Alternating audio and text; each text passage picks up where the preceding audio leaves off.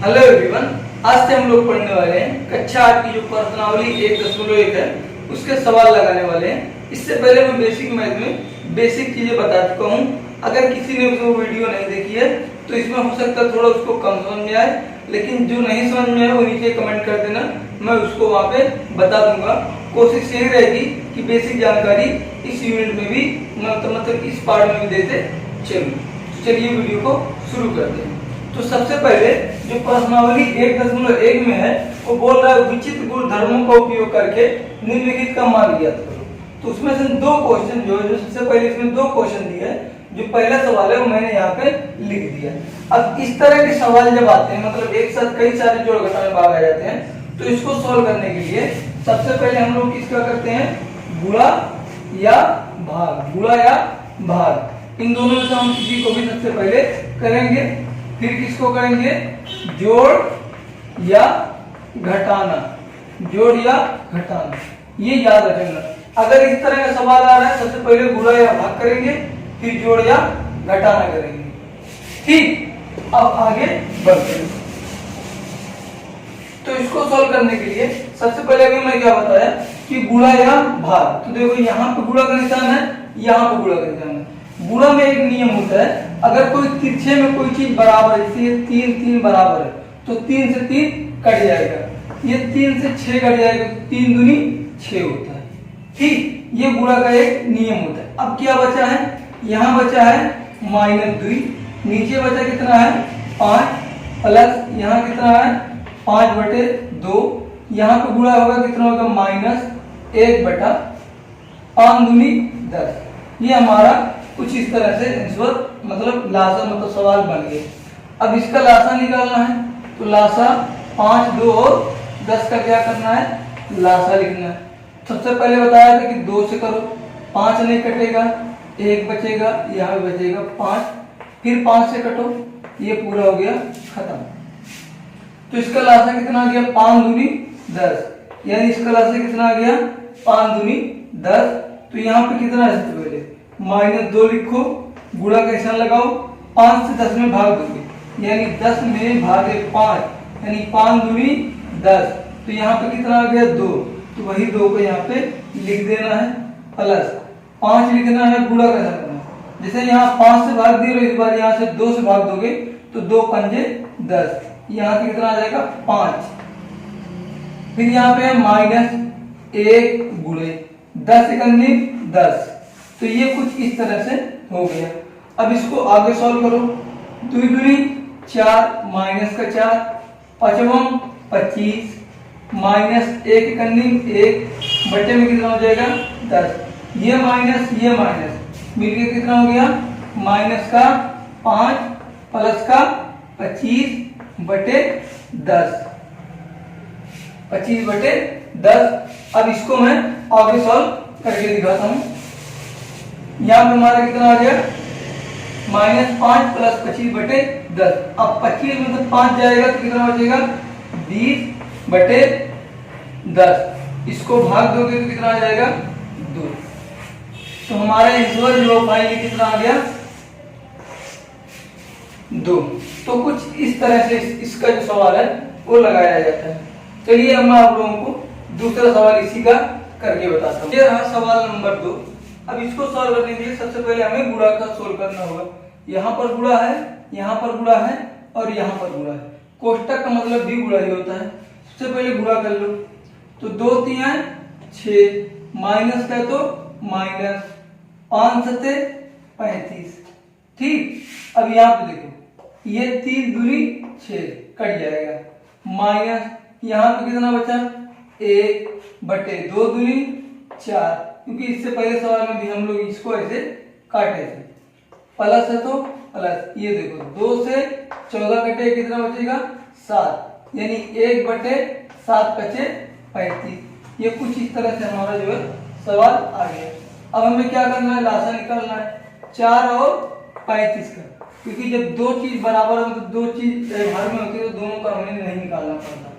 तो यहाँ पे हम लोग कितना करेंगे, यहाँ पे जब हम लोग लासा निकालेंगे तो कितना हो जाएगा 2 से यहाँ पे हो जाएगा 2, यहाँ पे बचेगा 35, फिर 2 से यहाँ पे 1, यहाँ पे बचेगा 35, फिर 5 से यहाँ बचेगा 7, फिर 7 से ये हो गया खत्म। तो हम इसको पूरा करेंगे, 2 दूनी 4, 4 पंजे 20, अब 20 सत्ते 20 पंजे 100, 20 छक्के 120, 20 सत्ते 140, यानी इसका लास्ट कितना आ गया 140। अब हम लोग जब इसको सॉल्व करेंगे, यहाँ पे आ जाएगा -6 गुणे 35 का नहीं 35, 35 दूनी 70, 35 3 105, 35 चौके 140, यहाँ पे कितना आ गया 4, माइनस 1 गुणे 4 से भाग दो तो कितना हो जाएगा 140 भागे 4, तो 4 3 12, 80 लावा 2, 4 पंजे 20, यानी कटपुटी कितना आ गया 35, लासा कितना आ गया हमारा 35, यहाँ पे कितना आ गया 35 प्लस 1 गुणे 35 से भाग दोगे तो यहाँ पे जैसे यहाँ पे कितना आ जाएगा 4 आ जाएगा।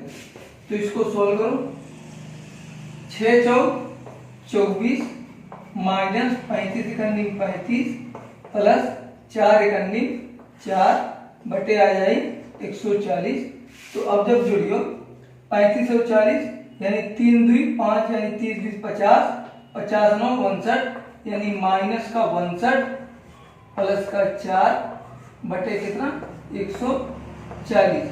अब जब इसको हम लोग जोड़ देंगे, जब इसको हम लोग क्या करेंगे जोड़ देंगे, तब बचेगा कितना -55 बटे 140, ये हमारा क्या आ जाएगा आंसर आ जाएगा।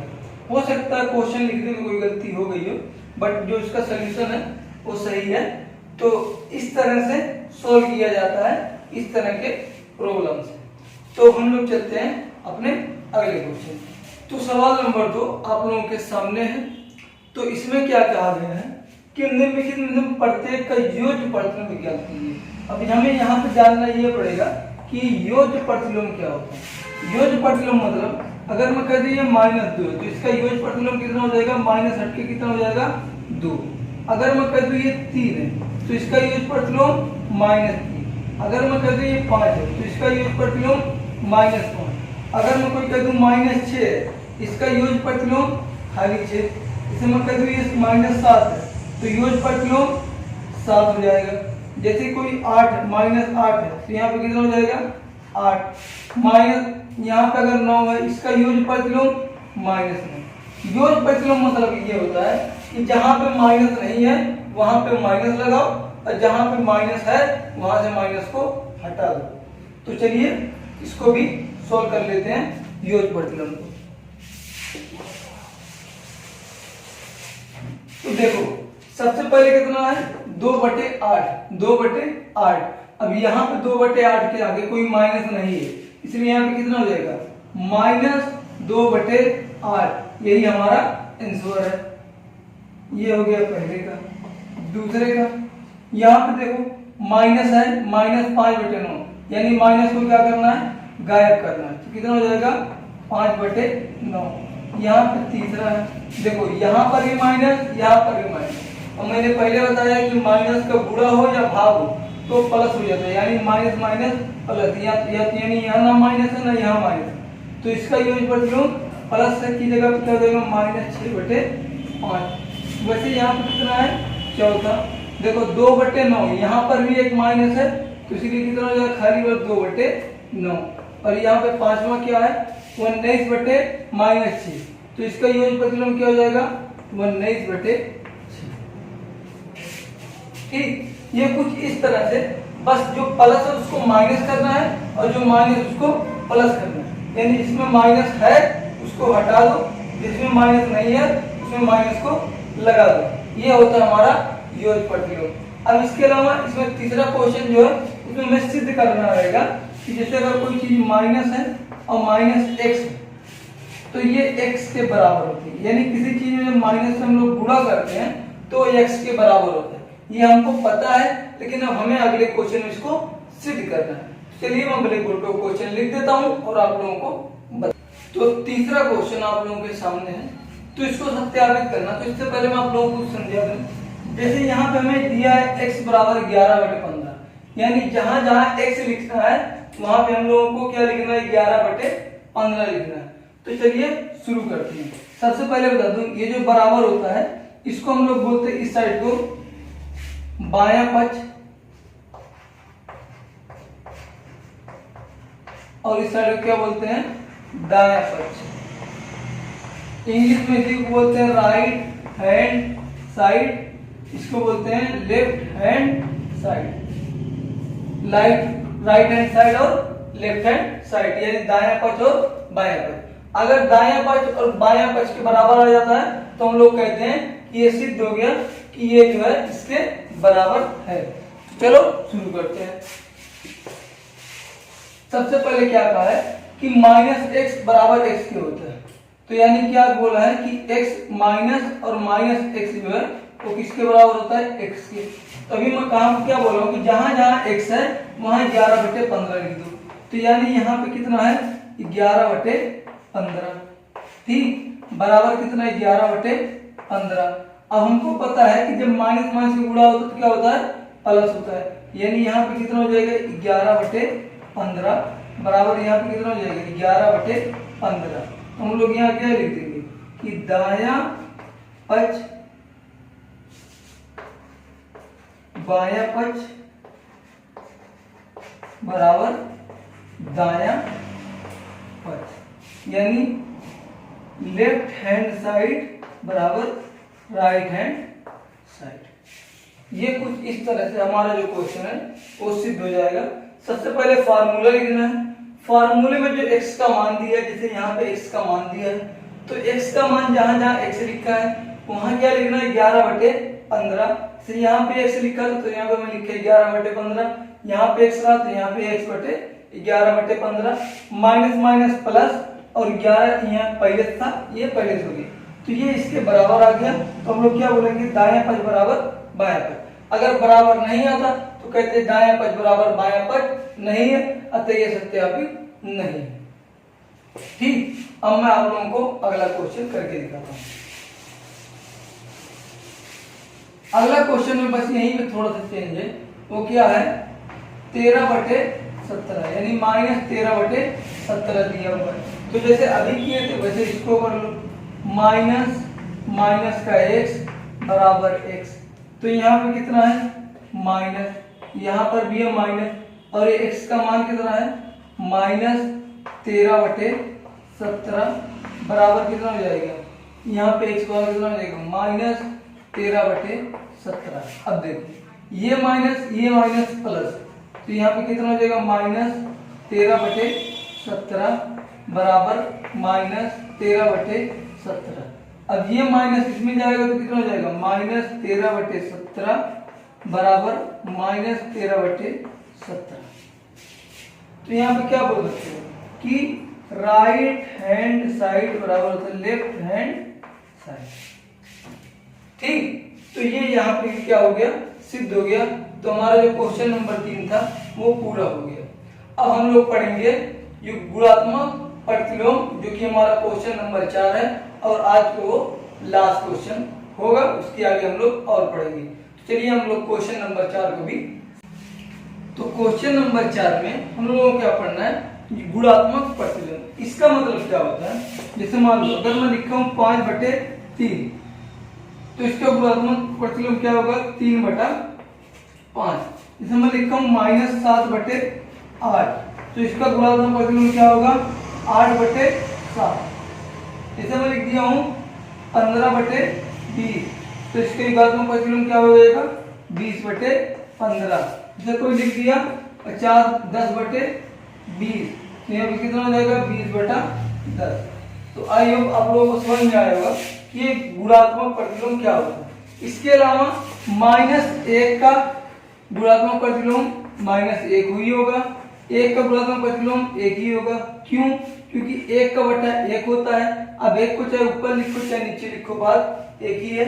अब इसको जो हम नहीं, इसका होता है 1 होता है, क्योंकि इसका भी -1 ही होगा, क्योंकि इसका बटा 1 लिखोगे चाहे ऊपर लिखो या नीचे लिखो, बात एक ही है। चलिए मैं आप लोगों को करके बताता हूँ।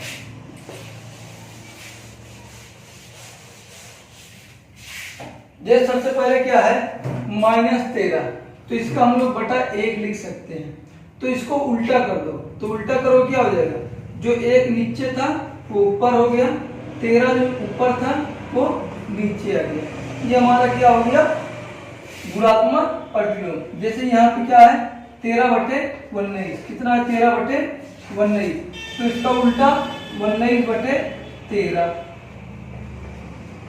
जैसे यहाँ पे क्या है 1/5, तो यहाँ पे कितना हो जाएगा 5/1, या फिर 1 को न लिखो, सिर्फ क्या हो जाएगा 5। तो यहाँ पे क्या है चौथा सवाल। अब यहाँ पे थोड़ा लंबा दे दिए तो गुणा करो, 3×5 = 15, माइनस प्लस यानी 15, 8 × 56, तो इसका युगात्मक प्रतिलोम क्या हो जाएगा, उल्टा करो 56/15।